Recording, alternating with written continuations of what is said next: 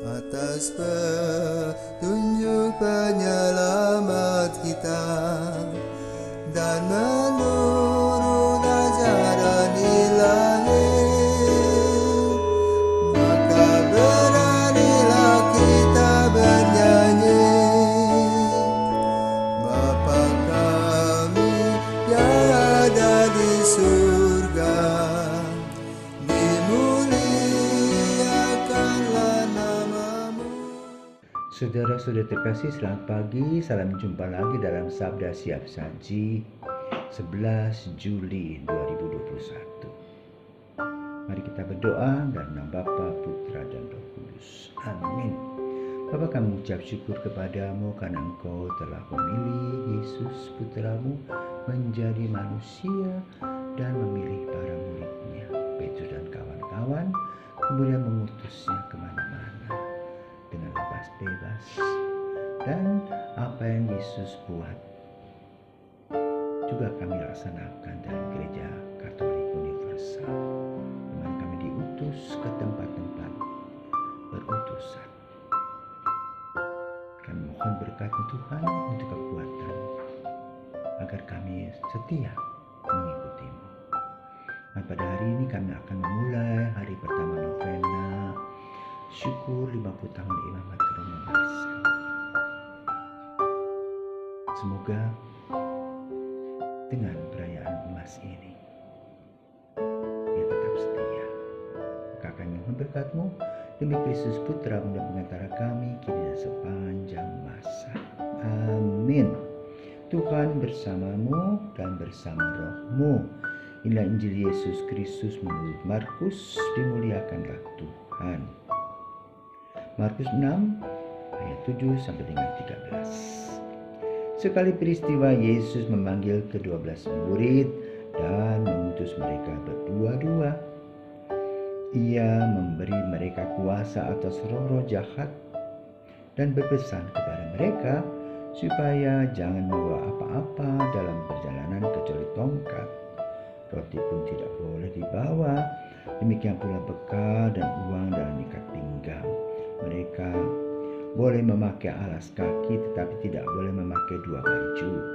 Kata Yesus selanjutnya kepada murid-murid itu, kalau di satu tempat kamu sudah diterima dalam satu rumah, tinggallah di situ sampai kamu berangkat dari tempat itu.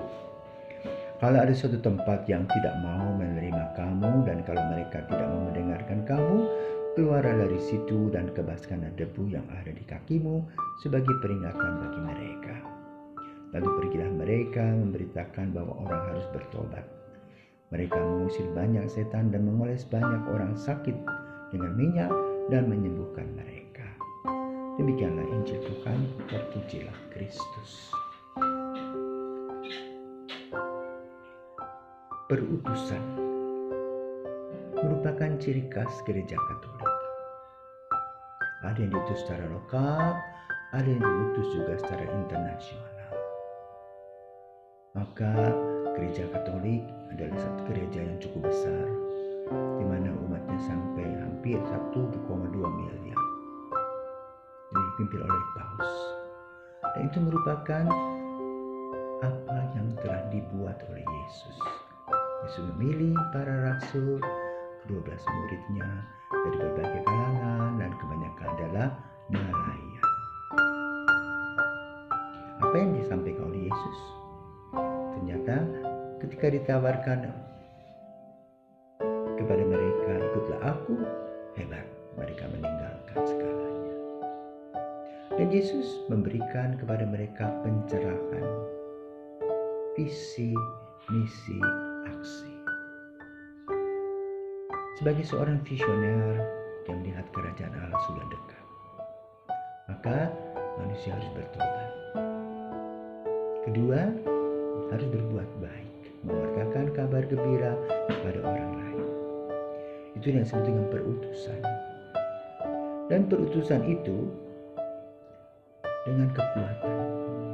Di dalam Injil Markus pada hari ini disebutkan mereka diutus berdua-dua. Yesus memberi kuasa atas roh-roh jahat. Nah, disitulah kelebihan para rasul. Eksorsisme. Lalu apa yang dibuat? Supaya bisa polos bersih, maka harus lepas bebas. Hanya boleh membawa tongkat. Untuk apa? Kalau ada serigala atau musuh-musuh bisa diketok kepalanya. Baju juga tidak boleh banyak. Dan tergantung kepada orang di mana bertemu. Seperti Paulus, Santo Paulus bekerja membuat bata merah, lalu dia mewartakan kabar gembira. Yesus dalam hal ini juga berpesan kepada para murid. Kalau orang menerima kamu, duduk di sana, ngobrol-ngobrollah, nikmatilah apa yang mereka bisa buat dan kamu buat untuk mereka. Tapi kalau mereka menolak, jangan maksa pergi, tinggalkan, kebaskan debu. Itulah rumusan yang dibuat oleh Yesus. Dan ternyata rumusan ini merupakan sebuah kekuatan besar bagi gereja. Gereja Katolik tidak bisa ditumpas. Kamu boleh katakan begini, pastor-pastornya yang termasuk uskup kardinal dan pausnya orang-orang bodoh. Orang katakan engkau dibohongi Yesus. Tidak, kita tidak dibohongi Yesus, tapi kita ditempatkan oleh Yesus pada tempatnya yang membahagiakan. Tanpa punya apa-apa, tapi kita kaya. Meninggalkan keluarga, banyak orang menjadi saudara. Meninggalkan rezeki yang tidak ada di rumah, diberi rezeki oleh Tuhan berkelimpahan. Tapi yang cukup hanya sesuap nasi, 3 piring sehari. Itulah rumusan yang dibuat oleh Yesus. Dan sampai sekarang, sampai tahun 2000-an, gereja masih tegak berdiri. Karena apa yang kita dapatkan dikumpulkan dalam satu tempat dan dijadikan begitu banyak. Maka saudara-saudara terkasih, kami bersyukur kepada Tuhan untuk panggilan yang Tuhan telah berikan kepada kami, di mana kami sadar bahwa siapalah kami ini. Orang-orang yang tidak punya apa-apa dengan kebodohan, tapi Tuhan berikan kepada kita keterampilan. Dan kehadiran kami sebagai orang-orang yang Tuhan pilih tadi tentu tidak sempurna. Maka umat masyarakat perlu mendoakan kami yang masih berjuang dalam proses jatuh bangun dalam panggilan. Karena itu dalam novena hari pertama, di mana Roh Marcel akan merayakan pesta imamatnya nanti tanggal 20 Juli, marilah kita berdoa agar kita tetap bersyukur untuk perutusan yang telah Tuhan berikan, dan semoga banyak kaum muda yang akan melanjutkan perutusan ini.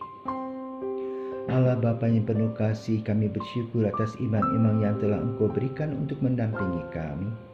Engkau sendirilah yang telah memilih dan memanggil mereka. Bagi imam kami tercinta Roh Marcel Igremias yang akan merayakan pesta emas imamatnya yang ke-50 tahun, sudilah kiranya Engkau memberkati dalam segala karya pelayanannya. Anugerahkanlah kesehatan, damai sejahtera, bahagia senantiasa dalam menghayati imamatnya. Semakin bertambah kuat hikmatnya dan semakin bijaksana dalam menjalani kehidupan. Semoga ia menjadi berkat yang hidup bagi masyarakat gereja dan bagi kami semua. Bapa yang penuh kasih, sudilah kiranya melindungi Roh Marcel dari segala mara bahaya. Kuatkanlah ia bila sedang menghadapi kelemahan dan tantangan dalam hidup. Biarlah hati, cinta dan hidupnya menjadi persembahan dan pujian bagimu selamanya. Pada kesempatan ini pula kami menyampaikan kepadamu, semangatilah kaum muda yang Engkau panggil menjadi imam dan religius, agar dengan berani mengikuti kehendak-Mu.